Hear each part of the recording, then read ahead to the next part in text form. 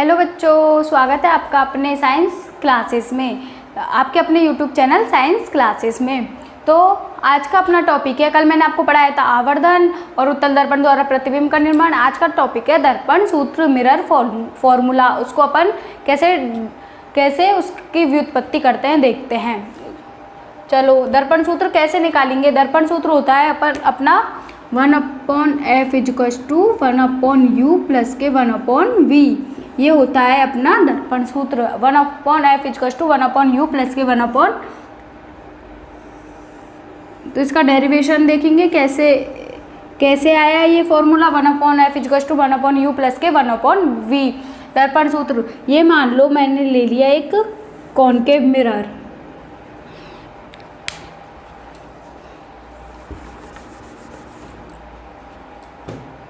ये मैंने ले लिया एक। पहले तो इससे पहले अपन ये देख लेते हैं कि जब दो त्रिभुज होते हैं वो समरूप कब होते हैं। समरूप, समान आकार के कब माना जाएगा उनको।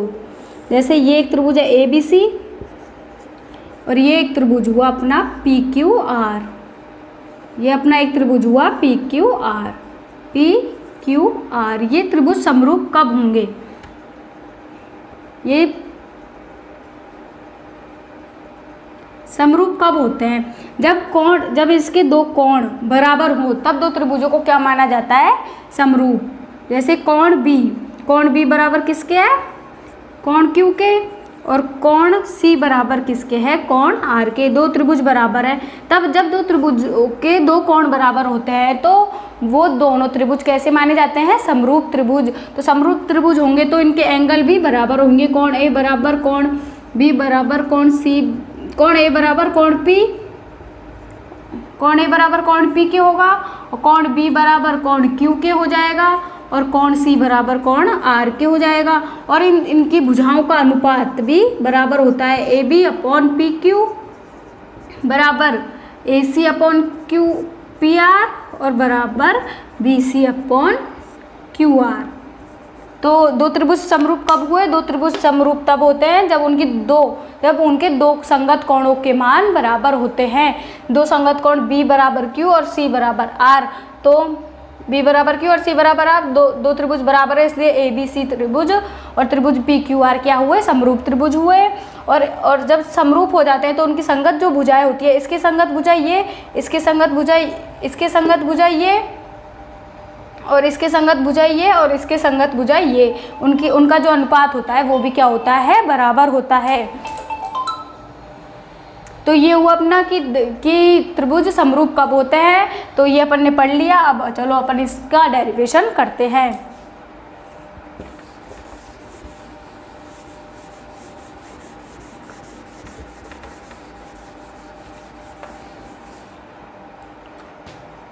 ये अपना कोई कॉनकेव मिरर हुआ, अवतल दर्पण। कैसा हुआ ये अपना कोई अवतल दर्पण। अवतल दर्पण में पॉलिश कहाँ की जाती है, बाहर की तरफ। ये उसका हुआ मुख्य अक्ष। ये क्या हुआ P, ये क्या हुआ उसका फोकस, और ये क्या हुआ C। यहाँ पर C के पीछे कोई वस्तु रखी हुई है। C के पीछे जब वस्तु रखी हुई होती है तो अपना प्रतिबिंब कहाँ बनता है, C और F के बीच में। मुख्य अक्ष के समांतर किरण आई और फोकस से निकल गई। मुख्य अक्ष के समांतर किरण आई और कहाँ से निकल गई, फोकस से निकल गई। और फोकस से आने वाली प्रकाश की किरण मुख्य अक्ष के समांतर निकल जाती है। तो एक ही अपना, तो वस्तु अपनी रखी हुई है AB, एक फोकस से आई और कहाँ से निकल गई, मुख्य अक्ष के समांतर। एक वस्तु रखी हुई है AB, तो इसका प्रतिबिंब ये बना अपना, प्रतिबिंब बना अपना A' और B'। प्रतिबिंब कौन सा बना, A' और B'। उल्टा प्रतिबिंब बना, C और F के बीच में बना। प्रतिबिंब कहाँ बना, C और F के बीच में, क्योंकि ये जो दो किरणें हैं परावर्तित होने वाली वो कहाँ मिल रही है, C और F के बीच में मिल रही है। C और F के बीच में प्रतिबिंब बना। यह अपन ने मान लो कोई एक स्पर्श रेखा यहाँ से ड्रॉ कर दी। ये क्या हो गई, एक स्पर्श रेखा। तो अब देखते हैं अपन त्रिभुज AB और F, त्रिभुज ABF, त्रिभुज ABF, त्रिभुज ABF, ABF एक त्रिभुज ये लिया और एक त्रिभुज अपन ने कौन सा लिया,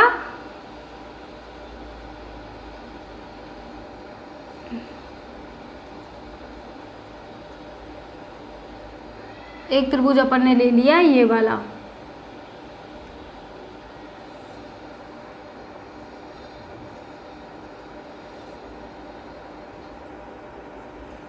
एक त्रिभुज लिया अपन ने ABF और एक त्रिभुज लिया, इसको नाम रख देते हैं D, DPF। वह त्रिभुज DPF में, वह त्रिभुज DPF में देखते हैं क्या है। त्रिभुज ABF और त्रिभुज DPF में क्या है, ये 90 डिग्री और क्या हुआ, ये भी 90 डिग्री हुआ अपना, ये 90 डिग्री, ये 90 डिग्री और ये क्या हुआ है, सम्मुख कोण। तो कोण BAF बराबर कोण DPF, कोण DPF, ये तो क्या हुए 90 डिग्री, 90 डिग्री के। और कोण BFA, कोण BFA बराबर क्या हुआ, कोण DFP, ये क्या हुए अपने सम्मुख कोण, क्या हुए सम्मुख कोण, आमने सामने के कोण क्या हुए सम्मुख कोण। जब दो कोण बराबर हैं, मैंने बताया था जब दो कोण बराबर होते हैं दो त्रिभुज में तो क्या होता है, जब दो कोण बराबर होंगे तो दोनों त्रिभुज क्या कैसे माने जाएंगे, समरूप। तो त्रिभुज ABF समरूप है, त्रिभुज ये किसका साइन होता है, समरूपता का, त्रिभुज DPF के।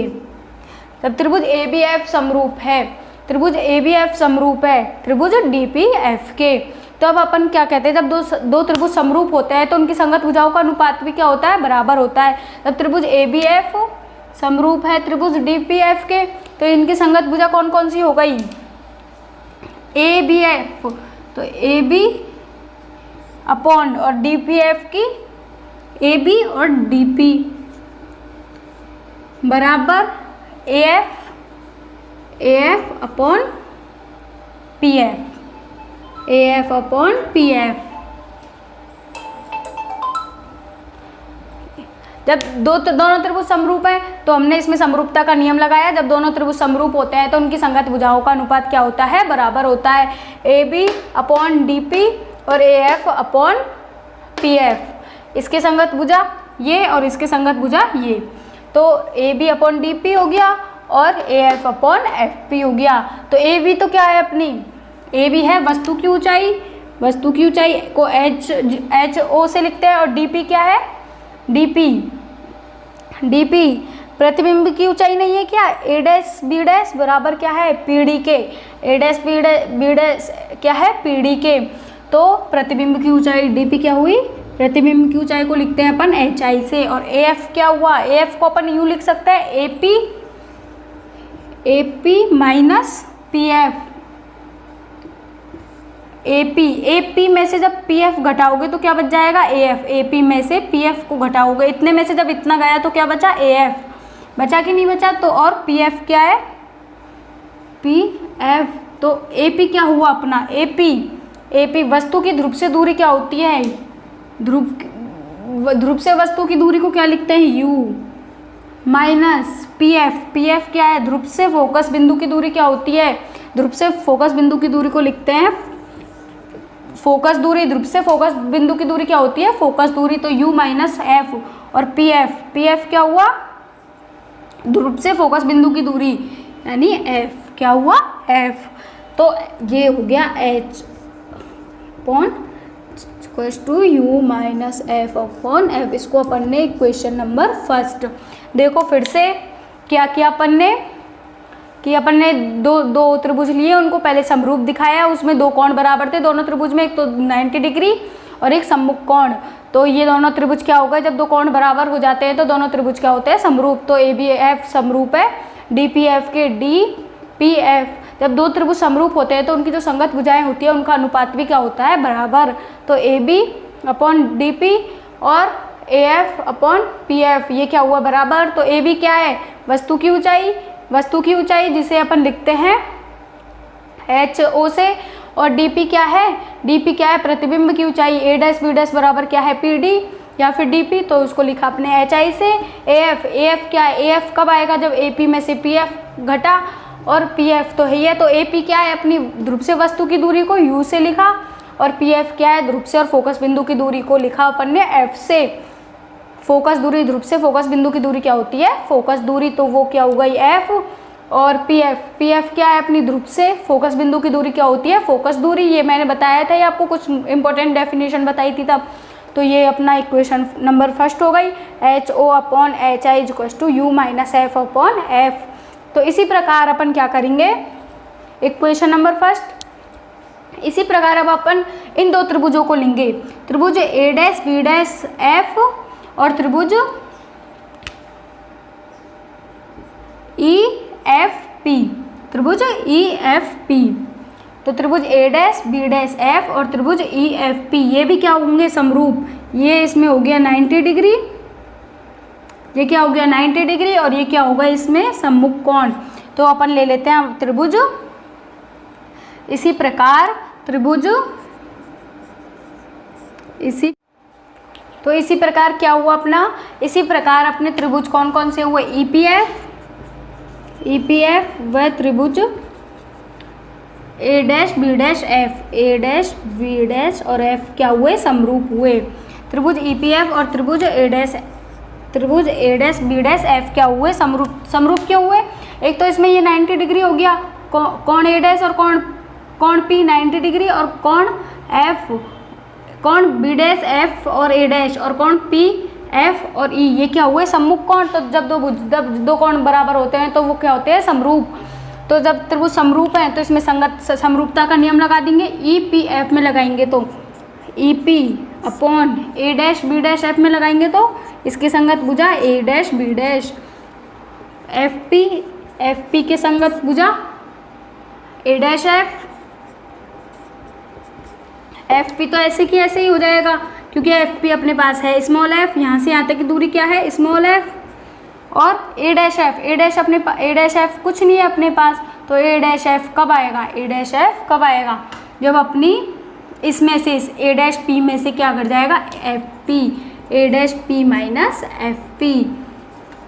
तो ई पी क्या है अपनी, ई पी वस्तु की ऊंचाई, एच ओ और ए डैश बी डैश क्या है, प्रतिबिंब की ऊंचाई, और एफ पी क्या है अपनी फोकस दूरी, और ए डैश पी क्या है, वी ध्रुव से प्रतिबिंब की दूरी, और एफ पी क्या है, फोकस दूरी। तो ये होगी अपनी equation number second. Equation first और इक्वेशन सेकंड को देखो, अपन ने इसमें क्या किया, त्रिभुज ई पी एफ समरूप है त्रिभुज ए डैश बी डैश और एफ के। जब दो त्रिभुज समरूप है तो उनकी संगत भुजाओं का अनुपात क्या हुआ, बराबर हुआ। ई पी के संगत भुजा ए डैश बी डैश और एफ पी के संगत भुजा ए डैश एफ पी तो अपने पास है स्मॉल एफ, और ए डैश एफ कुछ नहीं है, तो इसको निकालने के लिए अपन ने क्या किया, ए डैश पी में से एफ पी घटा दिया। ए डैश पी क्या हुआ अपना वी, ध्रुव से प्रतिबिंब की दूरी वी, और एफ पी क्या हुआ, फोकस दूरी। अब इक्वेशन नंबर फर्स्ट और इक्वेशन नंबर सेकंड को देखो, इसमें एल एच एस तो बराबर है H O upon H I, और इसमें भी h O upon H i. जब ये दोनों बराबर है तो क्या हुआ, इनके जो भाग हैं ये वाले, ये भी क्या हो जाएंगे, बराबर हो जाएंगे। तो जैसे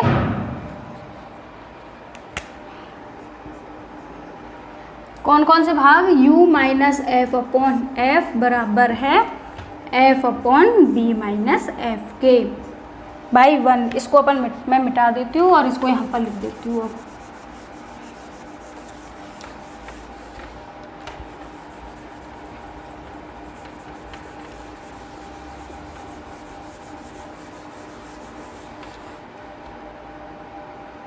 तो ये क्या आया था अपना, बाई 1 करके, बाई 1 and 2। अब अपन क्या करेंगे, बाई 1 और बाई 2, इक्वेशन फर्स्ट कौन सी थी, H naught upon H I is equal to H O upon H I is equal to you minus F upon F, और दूसरी समीकरण क्या थी अपने पास, H O upon H I is equal to F upon B minus F. तो इसका left hand side तो बराबर है H O upon H I, और समीकरण दूसरे का भी लेफ्ट हैंड साइड वाला भाग बराबर है HO अपॉन HI, तो हम इसके राइट हैंड साइड वाले भागों को भी बराबर कर देंगे। अब ये दोनों हमने बराबर कर दिए तो अब हम इनको सॉल्व कर लेते हैं। इसका मल्टीप्लाई इससे करेंगे और इसका इससे, तो इसका इससे करेंगे तो क्या आया, u माइनस एफ का b माइनस एफ से करो, और इसका इससे करेंगे तो क्या आया, एफ स्क्वायर।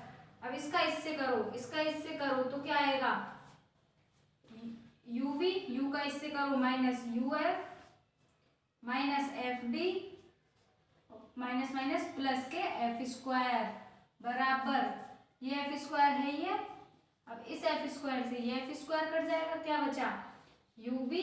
अब इन दोनों को माइनस वाली को इधर ले जाएंगे बराबर के इधर, तो ये क्या हो जाएंगे प्लस में, पक्षांतरण कर देंगे u f plus f b. अब दोनों तरफ यू बी एफ का भाग देने पर क्या करेंगे, दोनों तरफ यू बी एफ का भाग दे देंगे, का भाग देने पर,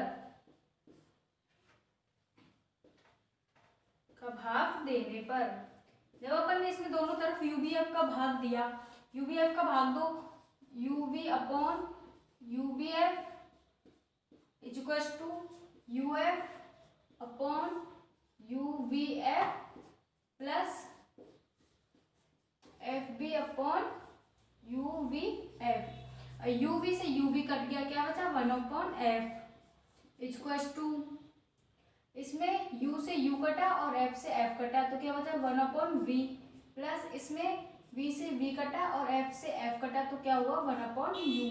तो अपना क्या आ गया 1 upon f equal to 1 upon u plus के 1 अपॉन v। ये क्या हो गया अपना दर्पण सूत्र, मिरर फॉर्मूला। क्या हो गया दर्पण सूत्र। क्या हुआ, क्या किया अपन ने, इक्वेशन फर्स्ट और इक्वेशन सेकंड को अपन ने इक्वल करी। इक्वेशन फर्स्ट क्या थी अपनी H O upon H I equal to you minus F upon F, और इक्वेशन सेकंड क्या थी H O upon H I equal to F upon B minus F. हमने H O upon H I तो दोनों side बराबर है, इसलिए हमने इनके राइट हैंड साइड वाले भाग को भी बराबर कर दिया, उनका वज्र गुणा किया। अब हमने वज्र गुणा करके सॉल्व किया इसको, और फिर सॉल्व करके दोनों तरफ यू बी एफ का भाग दिया, तो अपने पास आ गया 1 upon f equal to 1 upon u plus के 1 अपॉन बी। तो ये क्या हुआ अपना दर्पण सूत्र। थैंक यू, धन्यवाद। वीडियो पसंद आए तो लाइक सब्सक्राइब एंड जरूर शेयर जरूर करना। Thank you.